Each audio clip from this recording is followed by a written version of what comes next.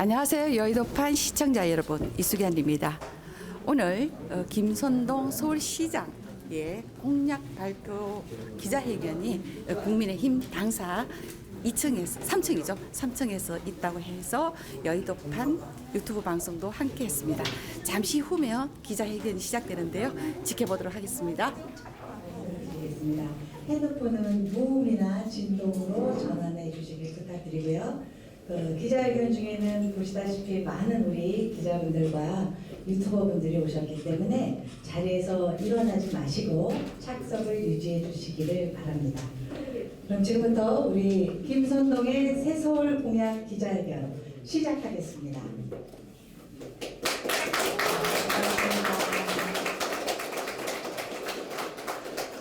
안녕하십니까. 저는 서울 은평갑 당협위원장 홍인정입니다.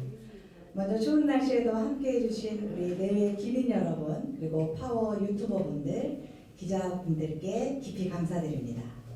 또한 이 시간에는 잘 아시다시피 수능을 차분하게 치르고 있을 우리 전국의 49만 수능생 여러분께도 응원의 박수를 보냅니다. 오늘 이 자리에는 또 한 명의 서울특별시 수능을 치를 모범 수험생이 여러분 앞에 있습니다. 바로 김선동 서울시장 후보입니다.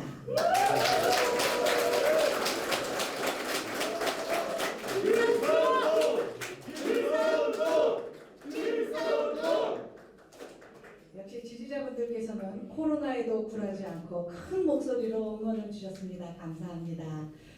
저는 사실 김선동 우리 시장 후보님을 소개할 때 강북에서 재선하신 국회의원이십니다.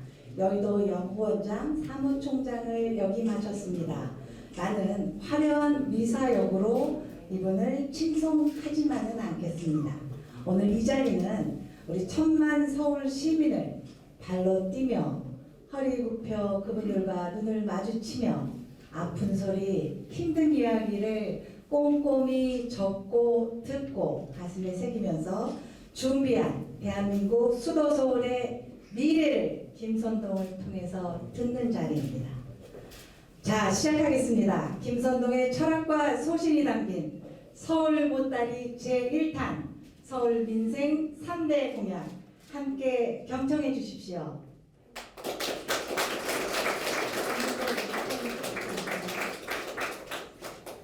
먼저 제가 인사 한번 드리고 그리고 진행하도록 그렇게 하겠습니다. 자, 여기 많이 와주셔서 감사합니다.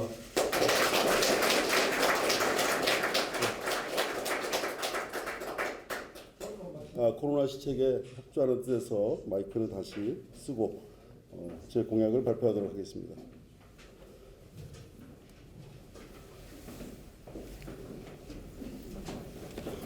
김선동의 새 서울 공약. 오늘 제가 두 가지 공약과 그 공약을 뒷받침하는 한 가지 재원 대책까지 이렇게 포함해서 새 덩어리의 제 정책 보따리를 서울 시민 앞에 풀도록 그렇게 하겠습니다. 서울 민생 3대 공약. 그래서 제가 오늘 이 프레카드에 공약 1, 첫 번째 공약이다라는 그런 발표를 하게 됩니다. 제가 오늘 말씀드릴 공약을 말씀드리겠습니다. 우선 첫 번째, 최저임금을 전국 최고로, 그리고 사장님들의 부담은 전국 최저로 하겠다라는 공약을 말씀을 드립니다. 2021년 서울의 최저임금 서울시는 9,000원으로 제가 만들겠습니다. 이것은 정부의 2021년 목표인 8,720원과 대비해 볼 때 3.2% 상향된 수준입니다.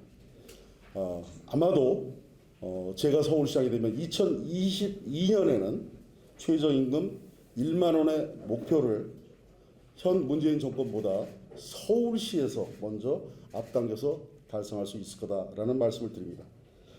서울형 임금 지원 프로그램, 영어로 조금 말씀드리면 웨이지 서포트 프로그램이 되겠습니다. 이것을 도입해서 고용주, 즉 사장님들의 인건비 부담을 오히려 낮추면서 실행을 하겠습니다. 4대 업종을 저는 주목을 합니다. 상당히 제가 깊은 생각을 통해서 4대 업종을 제가 선별해냈다는 말씀을 드립니다. 자영업, 소상공인, 중소기업, 벤처기업 이렇게 4대 업종 종사자들에 대해서 우선 이것을 적용을 하도록 하겠습니다. 서울시가 최저임금 중에 1,000원을 서울시가 부담을 하게 됩니다. 그 재원은 제가 나중에 말씀드리겠습니다. 임금 지원 프로그램을 통해서 민간 업주의 부담은 8,000원으로 축소를 합니다. 그렇게 되면 기존에 부담하시던 것보다 오히려 더 밑으로 내려가게 되는 겁니다. 이것은 2021년 정부안 8,720원과 대비시켜 보면 무려 8.3%의 사장님들의 부담을 경감시켜 드리는 수준이다라는 것을 말씀을 드립니다. 소요 재원 추산은 제가 자료로 넣어놨습니다만 조금 설명을 드리겠습니다. 현재 정부는 2021년 최저임금 대상자를 전국적으로 최대 400여만 명으로 추산하고 있습니다. 서울시 대상자를 보면 최대 200만 명으로 추정 가능합니다. 이것을 소정근로 40시간 그리고 유급 주유 8시간 포함이라는 틀 속에서 최저임금위원회의 방식대로 계산을 해보면 최대 5조 160억 원의 재원이 필요로 됩니다. 그 재원은 제가 제일 마지막 세 번째로 말씀드릴 소득 양극화 개선 기금에서 충당하는 것으로 하겠다는 말씀을 드립니다. 제가 말씀드린 서울형 최저임금제의 기대 효과를 말씀드리면 경제적 약자 계층의 소득을 향상시키는 겁니다. 그리고 당연히 소비력도 유지시키는 겁니다. 그래서 지속적인 선순환 효과를 유도할 수 있는 그런 방안이다. 그래서 사실은 정확히 말씀을 드리면 우리 문재인 정권이 하는 일회성 재난지원금, 일회성 재원지원금과는 차별화되는 방식이다라는 말씀을 드립니다. 그래서 최저임금을 상승시켜서 종사자의 소득과 소비력을 제고하는 동시에 고용주의 인건비 부담은 오히려 2018년 수준으로 낮춰드리는 방안이 된다라는 말씀을 드립니다. 그것이 저의 첫 번째 공약입니다. 두 번째 공약 말씀드리겠습니다. 만 65세 이상 1가구 1주택 평생 열심히 일해서 1가구 1주택 이것이 우리 보편적인 서울 시민의 꿈이자 현실 아니겠습니까? 만 65세 이상 가구 이상 1가구 1주택자 종부세 면제하겠습니다.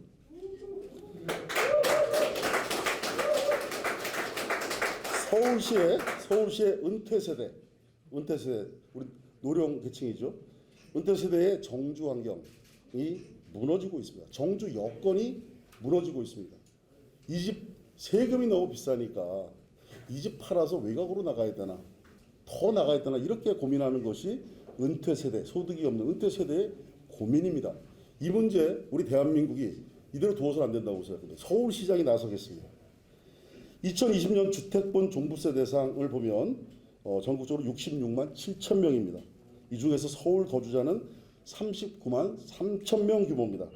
서울이 전국의 58.9%나 됩니다.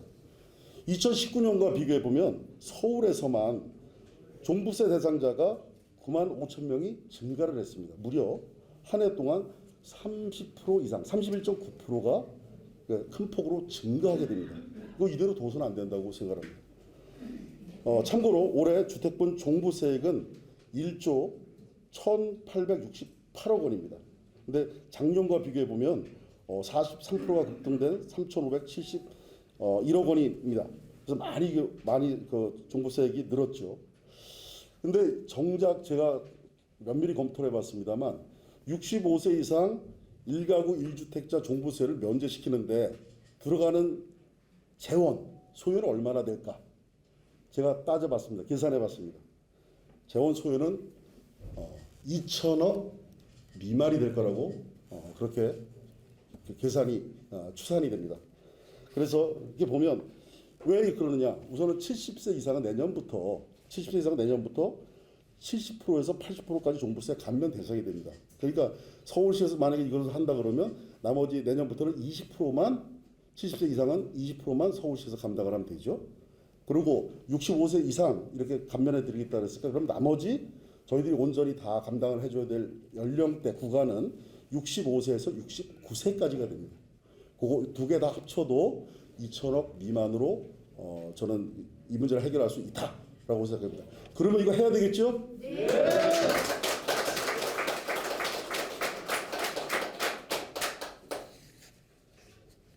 그래서 다시 한번 정리해서 말씀드리면 만 65세 이상의 1가구 1주택자에 대한 종부세를 면제시켜서 세금 폭탄에 위협받는 은퇴 세대의 정주 여건, 살아갈 여건들을 저희들이 지켜드리겠다는 겁니다. 이것을 제가 서울시장이 되면 서울시에서 공론화하겠습니다. 그래서 중앙정부에 요청하겠습니다. 그런데 그것을 중앙정부에서 받지 않고 비협조를 한다. 그러면 서울시가 재산세를 환급해 드리도록 하겠습니다. 이렇게 하면 되겠죠? 제가 이런 정책을 추산을 하고 마련하게 된 이유를 좀 말씀을 드리겠습니다. 서울이 부동산 지옥으로 바뀌었습니다. 부동산 지옥으로 변한 오늘의 서울, 그리고 우리의 삶 하루하루가 아등바등의 날입니다. 우리 옛날에 광고에 이런 말 있지 않았습니까? 열심히 일한 당신 쉬어라.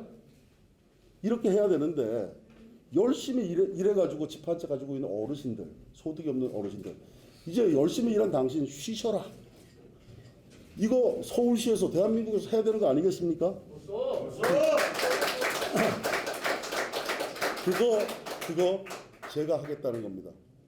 그리고 여러분 살펴보십시오. 베이비 부모 세대가 지금 은퇴 세대로 편입되고 있습니다. 아주 은퇴 세대가 급속하게 지금 증가하고 있습니다. 전 이 대목에 굉장히 주목을 합니다. 그래서 이 부분에서 우리가 선도적으로 선제적으로 이런 정책을 실현을 해야 된다. 그래서 65세 되시는 분들, 이상 되시는 분들 열심히 일해서 내가 정당히 일해서 1가구 1주택 사는데 거기에서 불편함이 없도록 편안히 노후를 하실 수 있도록 그렇게 해드리겠다는 약속이 제 두 번째 약속입니다.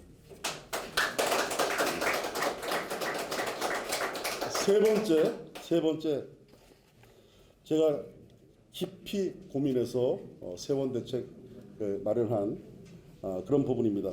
세 번째는 우리 대한민국 사회에서 양극화 굉장히 큰 문제죠. 그리고 코로나19로 인해서 우리 기업들, 소상공인들, 그다음에 거기 종사하는 사람들까지도 다들 힘이 듭니다. 일자리가 없어질까 걱정이 됩니다. 이대로 가면 저는 우리 대한민국의 경제 생태계가 정말 크게 잘못될 수 있다고 생각합니다. 그래서 저는 다음 서울시장이 담당해야 될 1년 2개월, 우선 그까지만 말씀드리죠. 그 기간은 민생의 계절이라고 저는 이름 붙이고 싶습니다.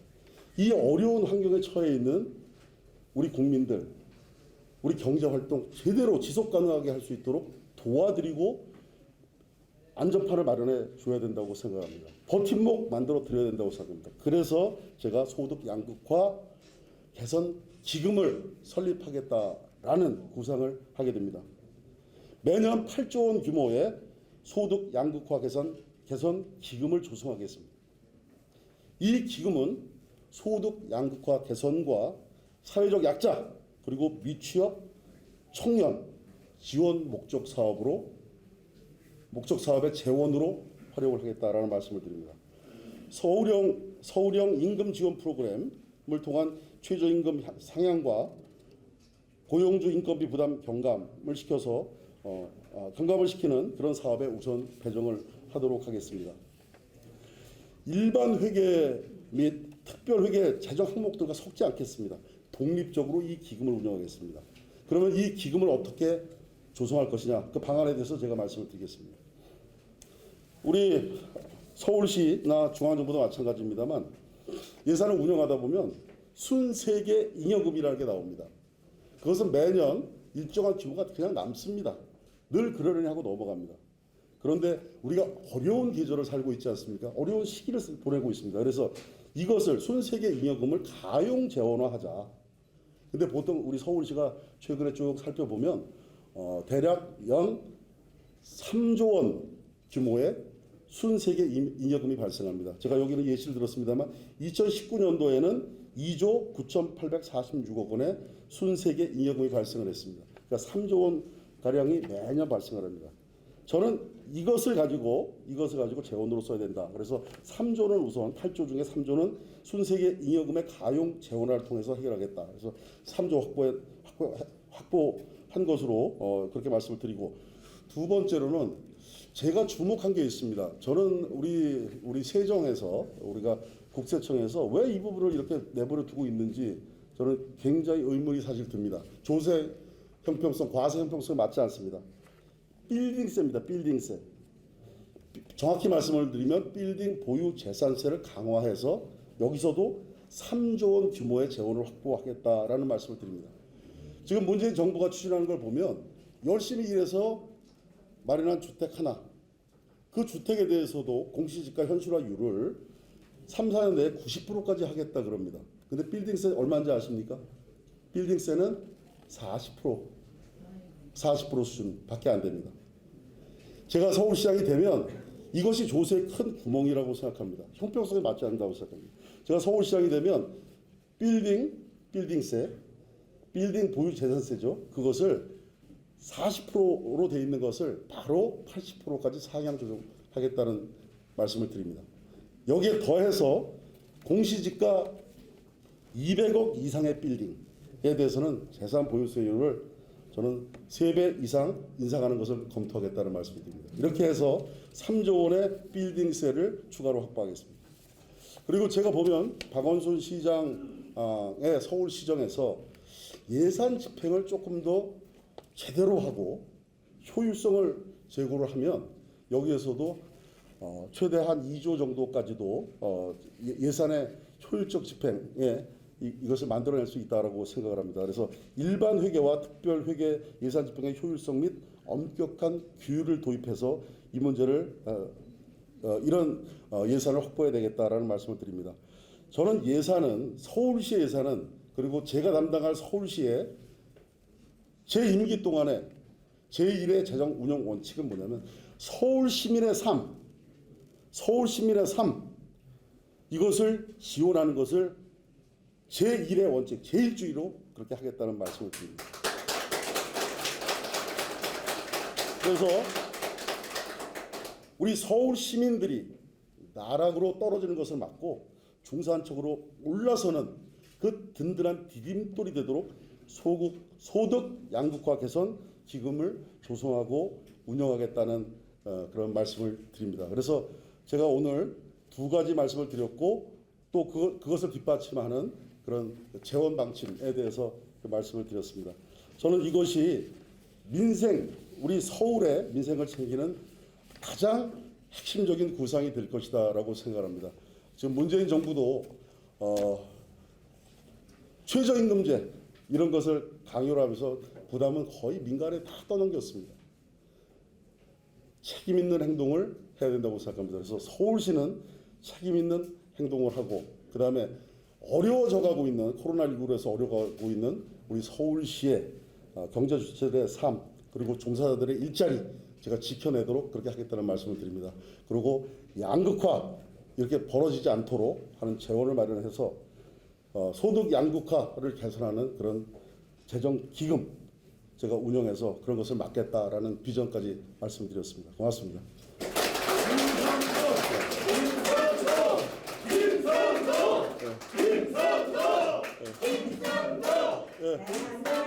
네, 그렇습니다. 예비후보 등록 전이고 이게 선거법상 응원하시는 연호는 오늘 조금 정지하셨다가 10월 8일부터 시작이죠, 시장 본인. 네. 예, 그 이후에 더 크게 응원해 주셨으면 합니다. 제가 비교적 이해가 쉽도록 말씀을 드렸기 때문에 제가 이해가 혹시 안 되시는 분들이 저는 많이는 안 계실 거라고 생각하는데 혹시 그 질문이 계신 분이 계시면 간단히 질문 받고 그리고 회견을 마치도록 하겠습니다. 혹시 기자분들 중에 질문 계신 분 계십니까?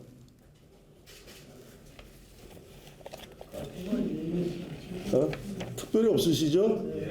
제가 봐도 뭐 간명하게 이해를 하셨을 거라고 생각합니다. 저는 이렇게 하면 서울에 희망이 생긴다고 생각합니다. 이런 것을 힘있게 추진하는 서울시장 만들어져야 된다고 생각합니다. 그럼 이상으로 제 회견을 마치고 오늘 이렇게 많이 참석을 해주셔서 정말 감사하게 생각합니다. 마지막까지 마스크 한번 드리고 코로나 방역에 협조하시면서 조용히 질서 있게 같이 퇴장해 주시면 감사하겠습니다. 고맙습니다.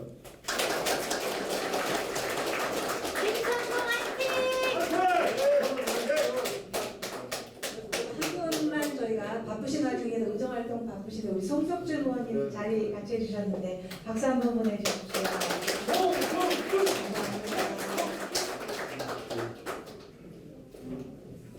예, 혹시 사진 찍으실 분 계실지 몰라서 마이크 잠깐만 그러면 협조하는 차원에 잠깐만 이렇게 듣겠습니다. 네, 여의도판 시청자 여러분, 뭐 김선동 서울시장 새서울 공약 제1탄 서울 민생 3대 공약을 발표했습니다. 여기 지금 자세하게 오늘 하나하나 짚어가면서 발표를 했는데요. 여의도판 시청자 여러분 잘 지켜봐 주시고 또 김선동 시장 아직 지금 후보 통동을 안 했습니다만은 이 새서울 민생 3대 공약 끝까지 한번 지켜봐 주시고 여의도판도 끝까지 시청해 주시기 바랍니다. 끝까지 시청해 주신 여의도판 시청자 여러분 감사합니다.